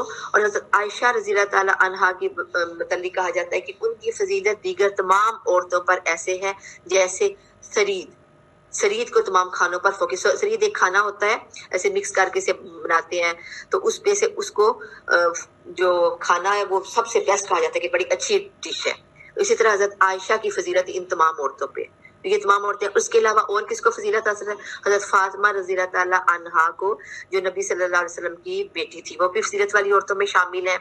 یعنی کہ یہ وہ عورتیں ہیں جو اپنے اپنے زمانے میں فضیلت رکھتی تھی، اور اللہ تعالیٰ نے ان کو باقی عورتوں سے ممتاز قرار دیا ہے، ان کے باقی عورتوں سے زیادہ ان کی اہمیت بتائی گئی ہے۔ اور بعض لوگ کہتے ہیں کہ حضرت مریم علیہ السلام جو تھی وہ نبی تھی، لیکن نہیں، نبی نہیں تھی، یہ ان کو جب پاکیزہ بنایا، چن لیا گیا، یہ ان کو عبادت گزار کی وجہ سے چن لیا گیا۔ اور ان کے گھر میں اب یہ تھا کہ ایک وہ خاتون تھی، ان کو پاک کرنا سے مراد یہ ہے کہ دیگر تمام جتنی ایسے خرافات ہوتی ہیں یا خواتین میں عادتیں ہوتی ہیں، ان سب عادتوں سے ان کو، جیسے اب ہے نا، ہم نے پیچھے پڑھا تھا فرسٹ لیسن میں کہ جہنم میں زیادہ عورتیں کون سی ہوں گی؟ جو شوہروں کی ناشکری کرنے والی ہوں گی، یا اس طرح کی جو عورتوں میں اور بہت ساری عادتیں ہوتی ہیں، ہم لوگوں میں بہت ساری ایسی باتیں ہوتی ہیں، تو وہ سب حضرت مریم علیہ السلام میں نہیں تھی۔ اور کیا پاک کرنا، لیکن جو دوسرا پاک کرنا ہے کہ جیسے، لیکن ان کے گھر بچہ ہوا، ان کا حیض، نفاس، سب کچھ، مطلب دوسرا ایک نیچرل خواتین والا سسٹم ان کا تھا۔ اور یہ ہے کہ ان کو بہت زیادہ اللہ تعالیٰ نے پسند کیا ہے، کہ اللہ تعالیٰ نے ان کو اپنی عبادت کے لیے اور اپنے کام کے لیے چن لیا، کہ آگے سے ان کے ساتھ کیا تھا، ان کے بیٹا جو تھا حضرت عیسیٰ علیہ السلام پیغمبر بنے تھے۔ اگلی آیت دیکھیے، آیت نمبر 43 ہے، یا مریم اقنتی، اے مریم اطاعت کر لے، جھک جا، لربی کی، اپنے رب کے لیے، وسجدی، اور سجدہ کر، ورکعی، اور رکوع کر، مع الراکعین، رکوع کرنے والوں کے ساتھ۔ دیکھیں آج بھی ہمیں جو آیتیں ملتی ہیں کہ نماز پڑھو، رکوع کرنے والے کے ساتھ رکوع کرو اور سجدہ کرو، یہ سب دیکھیں حضرت مریم علیہ السلام کو بھی کہا گیا۔ مریم السلام کو کیا کہا گیا؟ کہ رکوع بھی کرو، اطاعت کرو، سجدہ کرو، اور رکوع کرنے والوں کے ساتھ رکوع کرو، ان کی عبادت کا بھی حکم دے دیا گیا۔ یہ چیزیں جو ہے بتا دی گئی، تو اللہ نے کیا کیا؟ یہ اللہ تعالیٰ نے توفیق دی تھی نا، کہ جب اللہ کسی کو نیکی کی توفیق دیتا ہے اور آگے بڑھانا چاہتا ہے تو اس کو مزید فرما برداری دیتے ہیں، اسے مزید ہدایات دیتے ہیں۔ اب رکوع کرنا ایک اجتماعی عبادت ہے، اور یہاں پہ یا مریم اقنتی ہے قنوت کا مطلب کیا ہے؟ کہ اطاعت کر، کیسی اطاعت کر؟ قنوت کا مطلب ہے ہمیشگی اور خشوع و خضوع کے ساتھ کی گئی عبادت، یعنی کہ ایسی اطاعت کر۔ اور رکوع کر یہ کہ جھک جا۔ اب رکوع کسے کہتے ہیں؟ عاجزی سے جھکنا اور انکساری کرنا۔ اور سجدہ کیوں ہوتا ہے؟ سجدہ شکر، سجدہ شکر، اور ویسے بھی سجدہ، نماز میں بھی سجدہ ہوتا ہے کہ جیسے جیسے اللہ تعالیٰ نعمتوں سے نوازتا ہے تو سجدے میں کثرت کرنی چاہیے. ہمارے نبی صلی اللہ علیہ وسلم کا کیا طریقہ کار تھا کہ جب کوئی خوشی کی خبر آتی تو کیا کرتے؟ فوراً سجدے میں گر پڑتے، شکر گزار بننے کے لیے لمبا قیام کرتے. تو یہی ہے کہ اللہ تعالیٰ نے اپنے ہر پیارے بندے کو یہی حکم دیا ہے. اور یہی بات ہے کہ جب کبھی کوئی اچھی خبر ملے تو ہمارا کیا عمل ہونا چاہیے؟ فوراً سجدہ کے شکر. اب کل کیا ہوا ہے کہ جو ہے پتہ چلا ادھر ہمارے پیچھے جو ہے پیٹرول پمپ والی لائن سے آگے فوتگی ہو گئی ہے. تو مجھے پتہ چلا کہ وہ کرونا سے وہ خاتون کی ڈیتھ ہاسپٹل میں رہی ہے اور کرونا ڈیتھ تھی. تو میں جب رات کو مجھے پتہ چلا عشاء کے وقت، تو پھر میں نا ایک دم میں کانپ اٹھی ہوں اور میں نے کہا یا اللہ تیرا شکر، یا اللہ تو مجھے بچا کے لے آیا. کہ ابھی ایسے مجھے ایک دم میرے نا رونگٹے کھڑے ہو گئے. میں کافی دیر ایسے پریشان بیٹھی رہی. پھر میں شکر یا اللہ تیرا شکر، یا اللہ تیرا شکر. تو ہمیں کیا کرنا ہے؟ ہمیں چھوٹی سی نعمت ملے، بڑی نعمت ملے، کسی کی پریشانی دیکھیں تو فوراً کہ یا اللہ اس کی پریشانی دور کر. اور دوسرا کیا کرے؟ اللہ تعالیٰ تیرا شکر تو نے مجھے اس پریشانی سے بچایا. مریض کو جب دیکھتے ہیں، مریض کے پاس جاتے ہیں، کسی بیمار بندے کے پاس، اس کو دعا دیتے ہیں. اور دوسری کیا دعا ہوتی ہے کہ اللہ تعالیٰ ہمیں اس بیماری سے محفوظ رکھ، ہمیں بھی بچا لے. ذالک من انباء الغیب نوحیہ الیک وما کنت لدیہم اذ یلقون اقلامہم ایہم یکفل مریم وما کنت لدیہم اذ یختصمون. یہ غیب کی خبروں میں سے ہے جسے ہم تیری طرف وحی پہنچاتے ہیں، تو ان کے پاس نہ تھا جب کہ وہ اپنے قلم ڈال رہے تھے. یہ جو آپ کو میں نے بات بتائی قلم ڈال رہے تھے کہ وہ قلم کس کا پانی میں کس کے بہ کے جاتے ہیں اور کس کا واپس آتا ہے، کہ مریم کو کون پالے گا، اور نہ تو ان کے جھگڑے کے وقت پاس تھا. یہ اللہ تعالیٰ نبی صلی اللہ علیہ وسلم سے مخاطب ہو کے کہہ رہے ہیں کہ کیا کہہ رہے ہیں کہ اگر نبی صلی اللہ علیہ وسلم عالم غیب ہوتے تو پھر اللہ تعالیٰ یہ کیوں کہتا کہ ہم غیب کی خبریں آپ کو بیان کر رہے ہیں. بعض لوگ کہتے ہیں کہ نبی جو ہے عالم غیب ہوتے ہیں. عالم غیب میں جتنا اللہ تعالیٰ ان کو غیب کی خبر بتا دیتے ہیں ان کو پتا ہوتا ہے.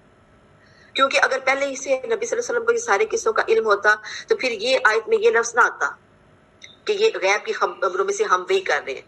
انبیاء پر وہی نازل ہوتی ہے، اللہ تعالیٰ بعض کا فوراً انہیں بات کا جواب پہنچا دیتا ہے.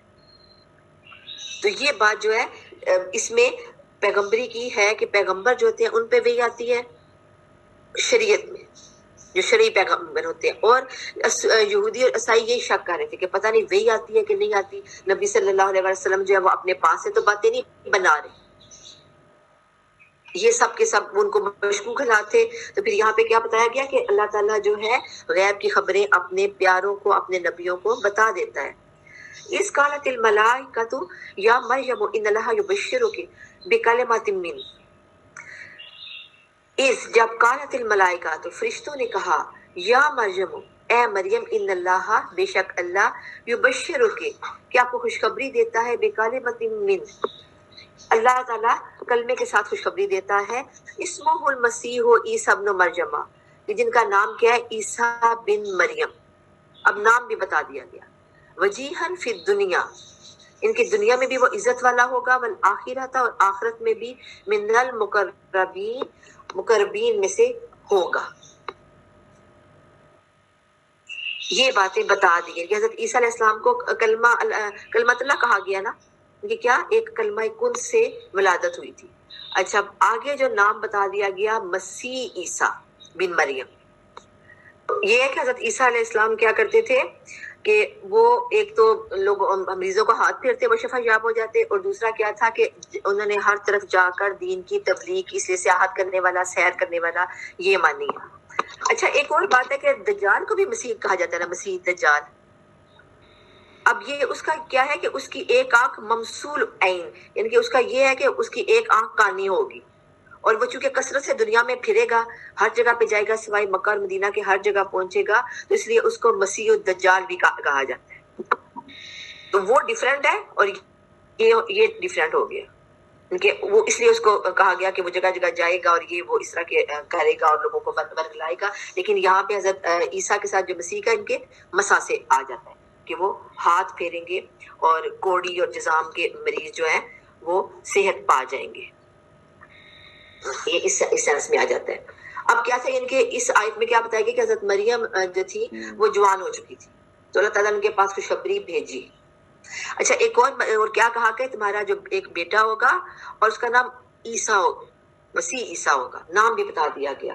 اور دنیا میں 5 لوگوں کے نام ان سے پہلے ہی بتا دیے کہ بچے ویسے تو بچہ پیدا ہوتا ہے تب اس کا نام رکھا جاتا ہے، پتہ نہیں لڑکا ہوگا لڑکی ہوگی، تو نام پھر رکھے. جیسے حضرت مریم کا نام ان کی والدہ نے پھر رکھا تھا کہ جو ہے میری بیٹی ہے، اس کا نام پھر مریم رکھا تھا. لیکن دنیا میں 5 لوگوں کے نام ان سے پہلے ہی بتا دی گئے، جن میں کون کون شامل ہیں. ایک ہمارے پیارے نبی صلی اللہ علیہ وآلہ وسلم، ان کا کون سا نام؟ احمد. پھر حضرت یحییٰ السلام کا کیا کہا تھا زکریا علیہ السلام کو کہ آپ کے گھر بیٹا ہوگا یحییٰ ہوگا. پھر مسیح عیسیٰ ابن مریم، حضرت عیسیٰ کا بتا دیا گیا. پھر حضرت ابراہیم کو کیا کہا گیا؟ حضرت ابراہیم کو بتا دیا گیا کہ آپ کے گھر بیٹا ہوگا اسحاق اور پھر بیٹا ہوگا یعقوب، 2 بیٹے ہوں گے. یہ 5 بچے ہیں کہ جن کے نام جو ہے پہلے سے ہی ان کے آنے سے پہلے بتا دیے گئے. اللہ تعالیٰ نے ان کے نام خود سے رکھ دیے تھے. وَيُكَلِّمُ النَّاسَ فِي الْمَهْدِ وَكَهْلًا وَمِنَ الصَّالِحِينَ. وَيُكَلِّمُ النَّاسَ، وہ کلام کرے گا لوگوں سے، فی المہد، اپنے پنگوڑے میں، وَكَهْلًا، اور کہولت میں یعنی کہ ادھیڑ عمر میں بھی وہ کلام کرے گا، وَمِنَ الصَّالِحِينَ، اور نیک لوگوں میں سے ہوگا. یعنی کہ وہ جو بچہ پیدا ہوگا اللہ تعالیٰ نے حضرت مریم کو وہ صفات بھی بتا دی کہ وہ بچہ کیا کیا کرے گا. اب کیا ہے کہ جو یہ ذکر ہے نا پگوڑے میں بات کرے گا، تو یہ 2 بچے آتے ہیں، اور بعض روایت میں 3 کا بھی ذکر ہے کہ یہ کون بچے ہیں کہ جنہوں نے پگوڑے میں بات کی تھی. ایک وہ تھا، ایک صاحب جریج اور ایک اسرائیلی عورت کا بچہ تھا. پھر اور ایک جو یہ بچہ کون ہے کہ حضرت عیسیٰ علیہ السلام، حضرت عیسیٰ جو ہے کیا بات کریں گے کہ اپنی والدہ کی پاک دامنی کی گواہی دیں گے. اور پھر دوسرا جو بات کی گئی ہے کہ اس کے بعد وہ ادھیڑ عمر میں بھی، ان کے پہلے بھی باتیں کرے گا تو ادھیڑ عمر میں باتیں کرے گا. اس کی کیا مطلب ہے؟ اس کا مطلب یہ ہے کہ جب ایک دفعہ جب بڑے ہوں گے اور پھر وہ جب وحی ملے گی رسالت پہ فائز ہوں گے. اور بعض نے یہ کہا ہے کہ آپ کا قیامت کے قریب جب آسمان سے نزول ہوگا تو اس وقت آپ والا کلام مراد ہے. ان کے 2 باتیں اس میں آ گئی نا.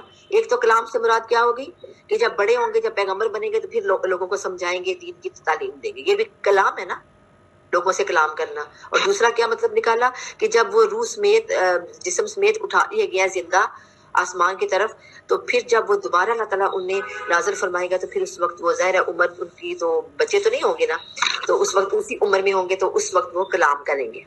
یہ 2 باتیں اس میں بتا دی گئی ہیں. اگلی آیت دیکھیے، قالت رب ان یکون لی ولد ولم یمسسنی بشر. کہنے لگی کیوں کرے رب میرے رب مجھے کوئی لڑکا ہوگا، ولم، اور نہیں، یمسسنی، مجھے چھوا، بشر، کسی بشر انسان، کسی نے تو ہاتھ مجھے لگایا نہیں. قالا، کہا، کذالک اللہ یخلق ما یشاء. تو کیا بتایا کہ اسی طرح سے اللہ تعالیٰ کرتا ہے جو چاہتا ہے.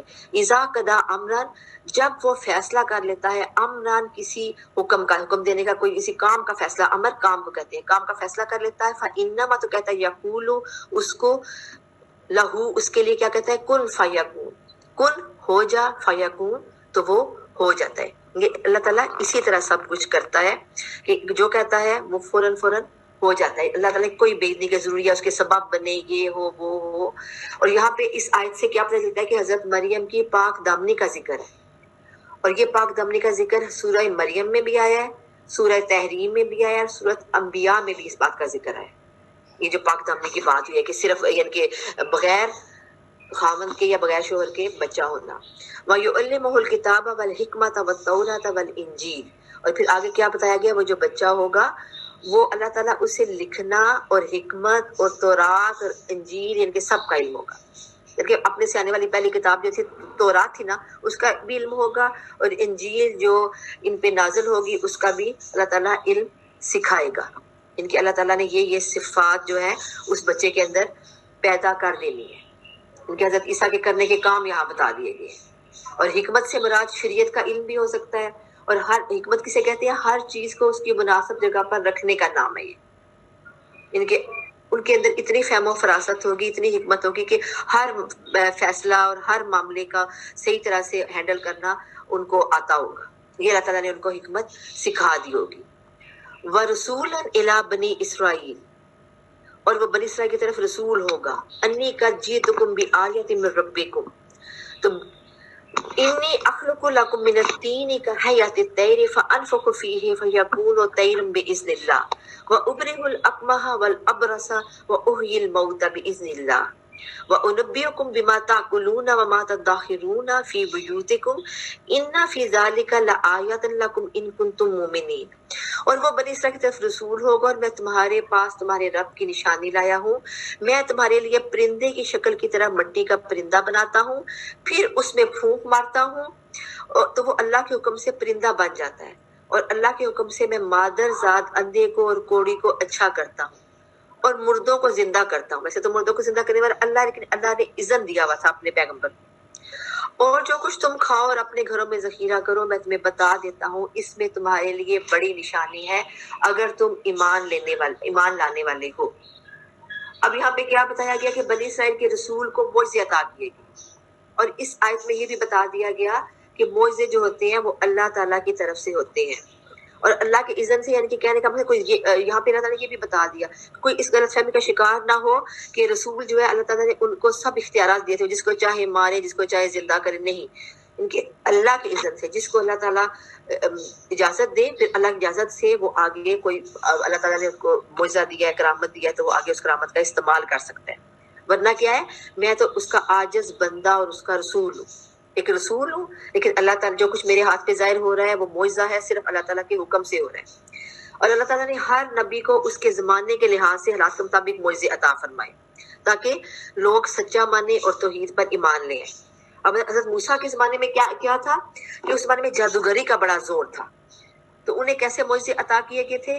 اس کے سامنے بڑے بڑے جادوگر جو ہے وہ اپنا کرتب دکھانے میں ناکام ہو جائے، ان کے ان کا ہاتھ چمکتا ہوا نکلتا تھا، پھر وہ لاٹھی اپنی پھینکتے تھے تو وہ سانپ بن جاتا تھا، اژدہا بن جاتا تھا۔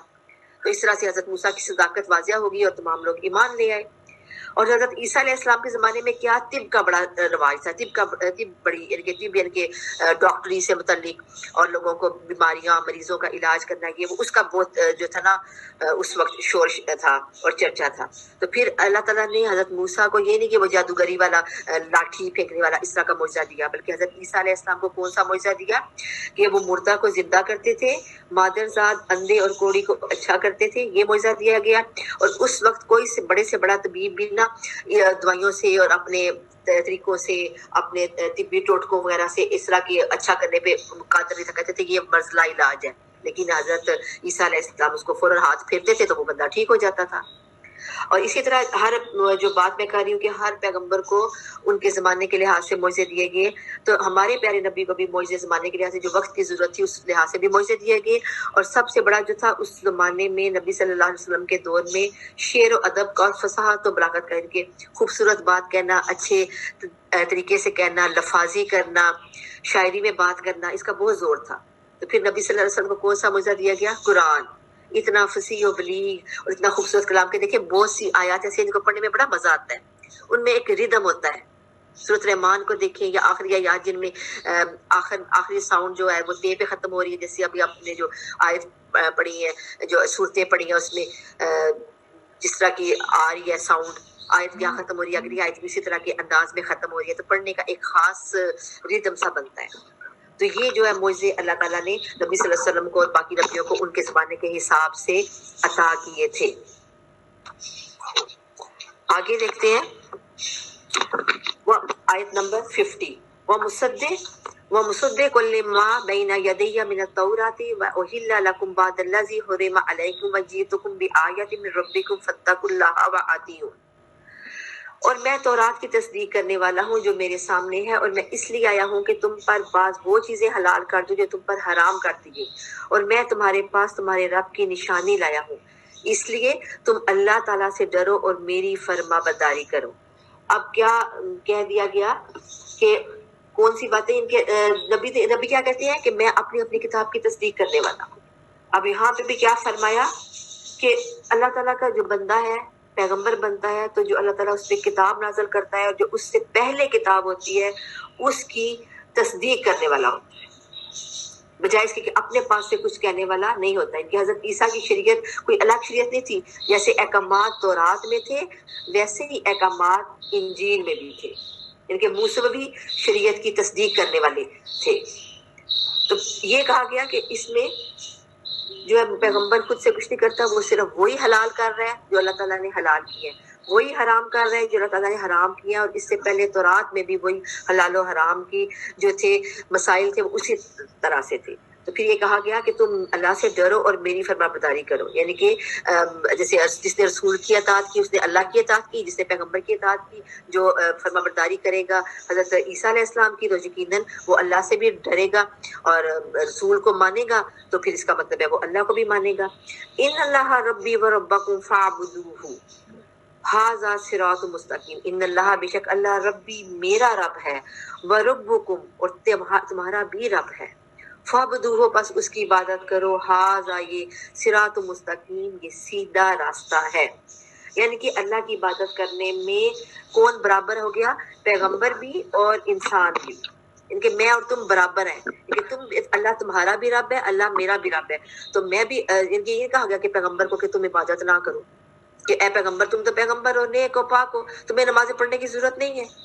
نہیں، اگر عوام کو کہا گیا، پیروکاروں کو کہا گیا، قوم کو کہا گیا کہ تم اللہ کی عبادت کرو، تو اتنی عبادت پیغمبر بھی کرتے ہیں، بلکہ وہ انسانوں سے، عام اپنی قوم سے بہت زیادہ عبادت کرتے ہیں۔ اور سیدھا راستہ کیا بتا دیا گیا اس آیت میں؟ سیدھا راستہ کون سا ہے؟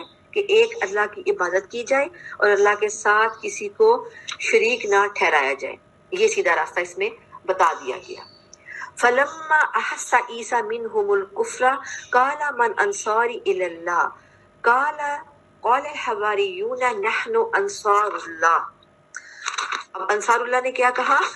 آمنا باللہ واشہد بأننا مسلمون۔ مگر جب عیسیٰ علیہ السلام نے ان کا کفر محسوس کیا، کہ انہیں محسوس ہوا کہ یہ انکار کرنے والے، میری قوم جو ہے انکار کرنے والی ہے، تو پھر انہوں نے کیا دعا کی؟ کہ اللہ کو کہا کہ اللہ کہنے لگے کہ اللہ تعالیٰ کہ اللہ تعالیٰ کی راہ میں میرے ساتھ کون مدد کرے گا؟ اور کس کو کہا انہوں نے؟ بنی اسرائیل کو۔ بنی اسرائیل کو کیا کہا کہ میری راہ میں کون مدد کرے گا؟ تو حواریوں نے کہا کہ ہم اللہ تعالیٰ کی راہ میں آپ کے مددگار بنیں گے، ہم اللہ تعالیٰ پر ایمان لائے اور اب گواہ رہیے کہ ہم تابع دار ہیں۔ یعنی کہ بہت سے لوگ ایسے ہو گزرے ہیں کہ جو کہ کفر پہ آ جاتے تھے، جو نہیں مانتے تھے، اور نبیوں کو پھر تقریباً کافی سارے نبیوں نے اپنی قوم کے ہاتھوں تنگ، جب ظاہری اسباب سے بات نہیں بنی اور وہ تنگ آگے زچ ہو گئے، پریشان ہو گئے کہ اللہ تعالیٰ نے تو ہمیں بھیجا ہے کہ تبلیغ کے لیے اور یہ لوگ ہماری بات نہیں مان رہے، تو پھر انہوں نے وہ کیا کرتے تھے کہ اپنی قوم کے جو سینسیبل پرسنز ہوتے ہیں، جو ان کو شعور تھوڑا بہت ہوتا ہے کہ اللہ کی عبادت کریں یا پیغمبر ہے یہ سچی بات کر رہا ہے، تو وہ پھر ان کو کہتے ہیں کہ ہماری ہیلپ کریں، ہمارے ساتھ ملیں۔ تو پھر اسی طرح نبی نے کہا تھا کہ حواریوں سے، حواری حور سے سفیدی، ہور سے بھی ہے اور حور جو ہے اسی سے ہوتا ہے کہ ان کی سفیدی، اور آگے اس کی میں ڈیٹیل، اور یہ حواریون جہاں کہا گیا حواری کی جمع، یعنی کہ انصار، جیسے نبی صلی اللہ علیہ وسلم کے ساتھ کون تھے؟ انصار تھے نا، ایک مہاجر تھے، ایک انصار، تو انصار نبی صلی اللہ علیہ وسلم کے ساتھ مدد کرتے تھے۔ اور کیا حضور صلی اللہ علیہ وسلم نے فرمایا کہ ہر نبی کا کوئی خاص مددگار ہوتا ہے، اور میرا مددگار زبیر علیہ السلام، زبیر رضی اللہ تعالیٰ عنہ ہے۔ تو یہ جو بات کی گئی کہ مدد کے لیے جو پیغمبر نے پکارا، لوگوں کو پکارا، نیک لوگوں کو پکارا کہ وہ ساتھ بنے، تو ان نیک لوگوں نے پھر کیا کیا؟ وہ آمادہ ہو گئے۔ اسی طرح نبی صلی اللہ علیہ وسلم نے بھی کیا تھا کہ حج کے موسم میں لوگوں کو اپنا ساتھی اور مددگار بننے پہ آمادہ کیا تھا، تاکہ آپ رب کا کلام لوگوں تک پہنچا سکیں، جس پر انصار نے بھی لبیک کہا تھا۔ پھر ہجرت سے قبل اور ہجرت کے بعد بھی ان لوگوں نے نبی صلی اللہ علیہ وسلم کی مدد کی تھی۔ اسی طرح حضرت عیسیٰ علیہ السلام کا اس آیت میں ذکر ہے کہ مدد مانگی تھی۔ تو یہ مدد جو ہوتی ہے یہ بہت پاورفل فل ہو جاتی ہے جب کوئی ساتھ قبیلے کے یا قوم کے کچھ لوگ ساتھ مل جائے، تو انسان کا حوصلہ بڑھتا ہے۔ تو پیغمبر ایک اکیلا تھا تو ان کا حوصلہ بڑھا، کیونکہ آگے سے پورا کا پورا رسپانس ملا تھا، کچھ لوگ جمع ہو گئے تھے پیغمبر کے گرد، چاہے تھوڑے ہی لوگ تھے، لیکن پیغمبر کو تھا کہ میرے ساتھ کچھ لوگ ہیں جو حق پہ ہیں، اور پھر باقی لوگوں کو بھی موٹیویشن ملتی ہے۔ تو اب انہوں نے کیا کہا؟ ربنا آمنا بما انزلت واتبعنا رسولا فاکتبنا مع الشاہدین۔ اے ہمارے پالنے والے معبود، ہم تیری اتاری ہوئی وحی پر ایمان لائے اور ہم نے تیرے رسول کی اتباع کی، بس تو ہمیں گواہوں میں لکھ لے۔ اب یہ ہے کہ یہاں پہ ہم جو شاہدین، گواہ کون ہے؟ گواہ جان کہ ابھی جو ہمارے نبی صلی اللہ علیہ وسلم کے گواہ کون ہے؟ صحابہ کرام ہے، گواہی دینے والے ہیں کہ انہوں نے یہ تصدیق کی تھی نا نبی صلی اللہ علیہ وسلم کی۔ اچھا، اب جو یہ بات آتی ہے کہ جو رسول ہوتے ہیں، اب رسولوں پہ وحی بھی آتی ہے، اور وہی جو آتی ہے اس سے، اور وہ جو رسول ہے وہ خود بولتے ہیں، پتہ چل جاتا ہے کہ اللہ کے رسول ہیں اور بندے ہیں. جیسے اب کیا کہا تھا پگوڑے میں حضرت جو بات کی تھی حضرت عیسیٰ علیہ السلام چھوٹے ہوتے، کیا کہا تھا کہ انی عبداللہ، میں عبداللہ ہوں، یعنی کہ میں اللہ کا بندہ ہوں. تو اس سے لوگوں کو، جن کو سمجھ آ رہی تھی ان کو سمجھ آ گئی، جن کو نہیں سمجھ آ رہی تھی ان کو نہیں سمجھ آ گئی. اور نبی صلی اللہ علیہ وسلم کے بارے میں ایک اتنی خوبصورت بات ہے، ایک حدیث ہے ابو ہریرہ رضی اللہ عنہ سے روایت ہے کہ ایک دفعہ جبرائیل علیہ السلام بیٹھے ہوئے تھے کہ آسمان سے ایک فرشتہ اترا. جبریل علیہ السلام نے کہا کہ یہ جو فرشتہ اترا ہے، جب سے یہ فرشتہ پیدا ہوا ہے اس وقت سے لے کر اب تک زمین پر نہیں اترا. جب وہ نیچے اتر کر آیا اس نے کہا اے محمد صلی اللہ علیہ وسلم، مجھے آپ کے رب نے آپ صلی اللہ علیہ وسلم کی طرف یہ پیغام دے کر بھیجا ہے کہ وہ آپ صلی اللہ علیہ وسلم کو بادشاہ بنائے اور نبوت عطا کرے، یا بندہ بنا کر رسالت عطا کرے. تو جبرائیل علیہ السلام نے بیان کیا کہ اے محمد صلی اللہ علیہ وسلم اپنے رب کے سامنے تواضع اختیار کرے. اب یہ دو آپشن دیے کہ اللہ تعالیٰ کو یہ دو آپشن دے کے بھیجا. پیغمبروں کو اس طرح سے بھی بشارتیں ملتی تو اس طرح سے بھی ان سے پوچھا جاتا تھا. تو کیا نبی صلی اللہ علیہ وسلم نے آگے سے کیا کہا؟ پہلی آپشن کیا تھی کہ بادشاہ بن جائے، اور پیغمبر جیسے کون تھے؟ اب تاریخ میں اور ہم نے قرآن میں بھی پڑھا ہے، آپ کو یاد ہوگا کون سے بادشاہ بھی تھے اور نبوت بھی ملی تھی. کون سے پیغمبر ذہن میں آتے ہیں؟ سلیمان علیہ السلام. حضرت سلیمان علیہ السلام، بالکل، وہ بادشاہ بھی تھے اور نبوت بھی ملی تھی. تو اسی طرح تو کیا ہوا کہ نبی صلی اللہ علیہ وسلم سے پوچھ لیا گیا کہ آپ کو بادشاہ بنائیں اور نبوت عطا کریں، یا بندہ بنا دیں، ایک عام آپ بندے بن جائیں اور آپ کو رسالت بھی مل جائے. تو ہمارے پیارے نبی صلی اللہ علیہ وسلم نے کہا کہ مجھے بندہ بنا کر رسالت عطا فرمائے. ماشاءاللہ، دیکھیں سبحان اللہ، عاجزی اختیار کی نا، تواضع اختیار کی، تو آپ صلی اللہ علیہ وسلم کی یہ خواہش پوری ہوگی. اسی طرح کیا ہے، ایک اور روایت میں کہ نبی صلی اللہ علیہ وسلم کے پاس ایک بڑا پیالہ تھا جسے غرہ کہتے تھے، اور اسے 4 لوگ اٹھاتے تھے. اور اس میں یہ کیا ہوتا تھا، بڑا سا پیالہ ہوتا جس میں سارے لوگ مل کے جب کھانا کھانا ہوتا، زیادہ لوگ شامل ہوتے تو اس وقت یہ پیالہ استعمال کیا جاتا تھا. اب کیا ہوا، چاشت کی نماز کا وقت ہوا اور لوگوں نے چاشت کی نماز پڑھی اور وہ پیالہ آپ کے پاس لایا گیا جس میں سرید بنا ہوا تھا. سب لوگ آپ کے پاس بیٹھ گئے، اور جب لوگوں کی کثرت ہو گئی تو آپ صلی اللہ علیہ وآلہ وسلم بھی گھٹنوں کے بل بیٹھ گئے. اب گھٹنوں کے بل بیٹھنے سے کیا ہوتا ہے، جگہ کم گھر جاتی ہے، ورنہ آلتی پالتی کر کے بیٹھے تو ایک چوڑی سی جگہ گھیر لی جاتی ہے کہ اپنا سٹرکچر چوڑا ہو جاتا ہے. اور جب گھٹنوں کے بل بیٹھے جیسے کہ نماز میں بیٹھتے تو تھوڑی سی جگہ میں انسان سمٹ جاتا ہے. تو ایک شخص نے نبی صلی اللہ علیہ وسلم کا کہا کہ جانا اتنے پیغمبر ہیں اور سب کے لیے اتنے معجزے اپنے دکھا رہے ہیں. تو ایک شخص نے کہا کہ یا رسول اللہ، یہ بیٹھنے کا کون سا طریقہ ہے؟ تو آپ صلی اللہ علیہ وسلم نے کیا فرمایا کہ اللہ نے مجھے کریم بنا کر بھیجا ہے، مجھے جابر اور تندخو نہیں بنایا. دیکھیں کیا، کریم بنا کر بھیجا، مجھے جابر نہیں بنایا اور تندخو نہیں بنایا. آپ صلی اللہ علیہ وسلم اپنے آپ کو ہمیشہ بشر کہتے تھے. ایک دفعہ اس طرح ہوا کہ آپ صلی اللہ علیہ وسلم نے 5 رکعتیں بڑھا دی، ان کی 4 کے بجائے 5 بڑھا دی. لوگوں نے پوچھا یا رسول اللہ صلی اللہ علیہ وسلم، کیا نماز زیادہ ہو گئی؟ تو آپ صلی اللہ علیہ وسلم نے فرمایا کہ میں بھی تمہاری طرح کا ایک انسان ہوں، میں بھی اسی طرح یاد کرتا ہوں جس طرح تم کرتے ہو، اور میں بھی بھول جاتا ہوں جس طرح تم بھول جاتے ہو. پھر آپ صلی اللہ علیہ وسلم نے بھول جانے کے 2 سجدے ادا کیے، سجدہ سہو ادا کیا.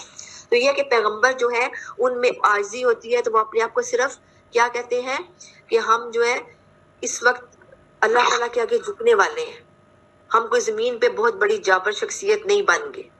اور پھر وہ جب دیکھتے ہیں کہ وہ مشکل میں ہوتے ہیں، پریشانی میں ہوتے ہیں، تو کہتے ہیں اے اللہ مدد بھیج. اور قوم کے لوگوں کو بھی کہتے ہیں کہ آپ میں سے کون لوگ ہیں جو ہمارے ساتھ شامل ہوں گے، اور تابعداری کرنے کے لیے ان کے پاس لوگ بھی شامل ہو جاتے ہیں اور پھر اللہ کے آگے مزید جو ہے جھک جاتے ہیں. یہ بہت بڑی صفت ہے پیغمبروں کی. وَمَكَرُوا وَمَكَرَ اللَّهُ وَاللَّهُ خَيْرُ الْمَاكِرِينَ، آیت نمبر 57. اور کافروں نے مکر کیا، اللہ تعالیٰ نے بھی خفیہ تدبیر کی. اب مکر کا لفظ جو ہے اللہ تعالیٰ کے لیے جو ہے وہ ایک پازیٹیو سینس میں آتا ہے، کافروں کے لیے تو بے ایمانی کے سینس میں آتا ہے، نیگیٹو سینس میں آتا ہے. لیکن یہاں پہ مکر اللہ تعالیٰ نے مدد کی، اور اللہ تعالیٰ نے جو ہے ایک خفیہ تدبیر کی. وہ مکر اس سینس میں آ جاتا ہے، ان کی پازیٹیو بھی ہے اور نیگیٹو بھی ہے. عربی زبان میں مکر ایک لطیف اور خفیہ تدبیر کو کہتے ہیں. تو کیا تدبیر کی، اور اللہ تعالیٰ سب خفیہ تدبیر کرنے والوں سے بہتر ہے، یعنی کہ جو چال بازیاں، چالاکیاں، بے ایمانیاں سب کچھ دوسرے کرتے ہیں تو اللہ تعالیٰ کیا ان سے بہتر کر سکتا ہے، ان سے بہتر تدبیریں کر سکتا ہے۔ حضرت عیسیٰ علیہ السلام کے زمانے میں کیا تھا کہ شام کا علاقہ رومیوں کے پاس تھا، اور یہاں ان کی طرف سے جو حکمران مقرر تھا وہ کافر تھا۔ یہودیوں نے حضرت عیسیٰ علیہ السلام کے خلاف اس حکمران کے کان بھر دیے، کیا کہا کہ یہ صحیح نہیں ہے، اور نعوذ باللہ کہ بغیر باپ کے پیدا ہوئے ہیں، اور یہ غلط ہے، اور یہ وہ اس طرح کے۔ اب حکمران نے ان کے مطالبے پہ کہ اب ساری قوم جب ایسی ہوگی تو حکمران کو تو پھر ماننا پڑا۔ اس نے کیا کیا، حضرت عیسیٰ علیہ السلام کو سولی دینے کا فیصلہ کیا۔ لیکن اللہ تعالیٰ نے کیا تدبیر کی، خفیہ تدبیر کیا کی کہ اللہ تعالیٰ نے حضرت عیسیٰ علیہ السلام کو بحفاظت آسمان پر اٹھا لیا، اور ان کی جگہ ان کے ہم شکل ایک آدمی کو انہوں نے سولی دے دی، اور بڑے وہ خوش تھے لوگ کہ ٹھیک ہے جی، وہ خلاف جو ہوئے ہوئے تھے اور اللہ کی توحید کی طرف نہیں آ رہے تھے، تو وہ بڑے خوش ہو گئے کہ واہ جی واہ، ہم نے تو کیسا کیا کیا، حکمران کو ورگلایا، اکسایا، اور اس حکمران نے جو ہے ایسے پھانسی دلوا دی، سولی دے دی، اور یہ اس بات پہ وہ خوش تھے۔ لیکن اللہ تعالیٰ نے کیا لفظ بولا ہے، واللہ خیر الماکرین، کہ اللہ تعالیٰ بہت زیادہ بہترین تدبیر کرتا ہے، ایسی خفیہ تدبیر کرتا ہے کہ جس کو کوئی اور جانچ نہ سکے۔ آج کا ہمارا لیسن یہیں تک ہے، اور یعنی کہ اور یہاں پہ یہ بھی بات ہمارے لیے اس آیت میں بھی بہت بڑا اصول ملتا ہے کہ لوگ ہمارے خلاف سازشیں کریں، جو بھی کریں، تو ہمیں پریشان، صرف نیچرلی پریشانی تو ہوتی ہے لیکن پریشان ہونے کی ضرورت نہیں، کیونکہ اللہ تعالیٰ بیٹھا ہے نا، وہ اوپر سب دیکھ رہا ہے۔ اللہ تعالیٰ بازی پلٹ دیتا ہے۔ بعض کا ایسا ہوتا ہے کہ ہم خود بلکہ اپنے آپ کو بھی رکھ کے دیکھیں کہ ہم بعض کسی کے خلاف سوچ رہے ہوتے ہیں، ہم کہہ رہتے ہیں اچھا یہ فلاں جگہ پہ اس کی انسلٹ ہوگی یا ٹھیک ہوگا، اس کا یہ ہوگا، یا اب دیکھو نا اس کے ساتھ کیا ہوتا ہے، اس نے یہ کام کیا، اس کا یہ ہونے والا ہے، اور ہم سوچ سوچ میں مزے لے رہے ہوتے ہیں۔ تو کیا ہوتا ہے، اللہ تعالیٰ اس کا کوئی اور اچھا کر دیتا ہے، یا وہ معاملہ ہی ختم ہو جاتا ہے، یا ہم حیران ہو جاتے ہیں کہ ہائے، ہم تو یہ سوچ رہے تھے کہ اس کے ساتھ تو اب یہ ہونے والا ہے، اس کی تو اب بڑی انسلٹ ہوگی، یہ تو اب ناکام ہوگا، یا اس کا تو یہ چیز فلاپ ہو جائے گی۔ لیکن یہاں سے تو اس کا یہاں سے ایک کہتے ہیں نا، ایک در بند تو 100 در کھلے، تو اللہ تعالیٰ کا در تو ہمیشہ کھلا ہوتا ہے، اللہ تعالیٰ اور سبب بنا دیتا ہے۔ تو اس کا پھر کیا ہے کہ اس کو کسی اور طرف سے ایسا اللہ نوازتا ہے کہ وہی چال پلٹ کے اور الٹا ہمارے گھر وہ پریشانی آ جاتی ہے۔ ایک مجھے یاد پڑتا ہے، ایک خاتون تھی، تو وہ ان کی ہمسائی تھی، تو وہ اس کا بچہ تھا نا، وہ بڑا بدتمیز سا تھا، اور اس نے ویسے بھی وہ اس کا لے پالک تھا، وہ کہیں پہ کوئی چھوڑ گیا تھا، اس کا ہسبینڈ پولیس میں تھا، تو وہ کوئی بچہ وہاں چھوڑ گیا تھا، تو وہ بھی اولاد تھے کپل، تو انہوں نے کہا چلو ہم پال لیتے ہیں۔ گھر بڑا خوبصورت سا گورا سا بچہ تھا، کہہ رہے تھے کسی کشمیری فیملی کا، یہ وہ اس طرح کی بات تھی۔ تو وہ جب پالا تو وہ جو ہمسائی دوسری خاتون تھی، تو وہ کہتی تھی، اور وہ بڑی اچھی ڈیسینٹ سی خاتون تھی، بڑی پڑھی لکھی، اور ان کا ایک اپنا بیٹا تھا جو بڑا ڈیسینٹ، بڑا خوبصورت، بڑا اچھا تھا۔ تو وہ جب اس کے بچہ جب وہ اس کو لاڈ بہت لٹاتی تھی نا، تو وہ جو جنہوں نے لے پالک تھا، تو وہ بڑا بدتمیز تھا، بڑے لاڈ پیار میں بہت زیادہ بگڑا ہوا تھا۔ تو جن خاتون کا بچہ ڈیسنٹ تھا، وہ ہمیشہ کہتی ہوتی تھی کہ یہ دیکھنا بڑا ہو کہ کتنا خراب نکلے گا، یہ اس نے، اور دوسرا بھی اس کا خون پتہ نہیں کیا ہے، کسی نے ادھر پھینکا تھا، کوئی ایسے ناجائز بچہ تھا نا، تو جو پولیس میں آیا تھا، تو کہتی تھی اس کا تو ویسے بھی نسل ہے ہی نہیں ہے، کوئی نام کا پتہ ہے، نام کا پتہ ہے، کہ وہ پنجابی میں کہتے ہیں کہ حرام کا بچہ ہے، تو یہ جو ہے بچہ دکھنا کتنا غلط نکلے گا۔ اور کیا اللہ کی کرنی ہوئی کہ 20 سال بعد وہ اب دونوں خواتین وفات پا گئی ہیں، اور دیکھنے والوں نے دیکھا کہ جو وہ تھا، جو وہ کہہ رہی تھی حرامی، اور وہ نا اچھا بلا برسر روزگار، شادی شدہ صحیح، اور جو اپنا بیٹا ہے اس نے میٹرک میں پڑھائی چھوڑ دی، اس کے بعد وہ نشوں میں لگ گیا، اور استغفر اللہ، اس کے کیا کیا اس کے حالات ہوئے کہ دنیا سوچ بھی نہیں سکتی تھی کہ اتنی پڑھی لکھی خاتون، کوئی بھی نہیں مان سکتا تھا کہ اتنی پڑھی لکھی خاتون کا بچہ اس حد تک ہو جائے گا۔ تو یہ جب واقعہ ہماری استاد نے ہمیں سنایا تھا، ہماری استاد نے ہمیں جب یہ واقعہ سنایا، تو ایک دم سے جو اس طرح اتنا افسوس ہوا سن کے کہ دونوں کے اکلوتے بیٹے تھے، مطلب کل بتا ہی ان کی یہ تھی، کوئی ان کی بیٹی نہیں تھی کہ اگر کوئی بیٹی بھی ہو تو چلو بیٹی کا آسرا ہو۔ تو وہ اسی طرح اس خاتون وہ اس پہ گل کے مر گئی، اور دوسری خاتون جو ہے، اور نہ اس لڑکے کی شادی ہو سکی، نہ کچھ اس کا، مطلب ان کا گھر ہی ختم کر۔ ایک وہ خاتون تھی اور ایک وہ ان کا بیٹا تھا جو لائق فائق تھا، تو جب وہ خراب ہو گیا، وہ مر کھپ گیا نالیوں میں گر کے، اور خاتون بھی اسی طرح ایڑیاں رگڑ رگڑ کے مر گئی، مطلب ان کا انجام برا ہوا۔ اور دوسری والی خاتون کا وہ جو بچہ ایسا تھا، اس نے اپنی ماں کو ٹھیک سنبھالا، اور وہ خود بھی اب اپنے گھر میں سے ہی بس رہے۔ تو یہ پتہ نہیں ہوتا کہ کیا آتا ہے. تو اللہ تعالیٰ کیا ہے, کوئی کسی کے خلاف تدبیر کرتا ہے, کوئی بڑا بول بولتا ہے, تکبر بولتا ہے, تو اللہ تعالیٰ نے وہ تکبر اس کے اوپر ہی الٹ دیتا ہے.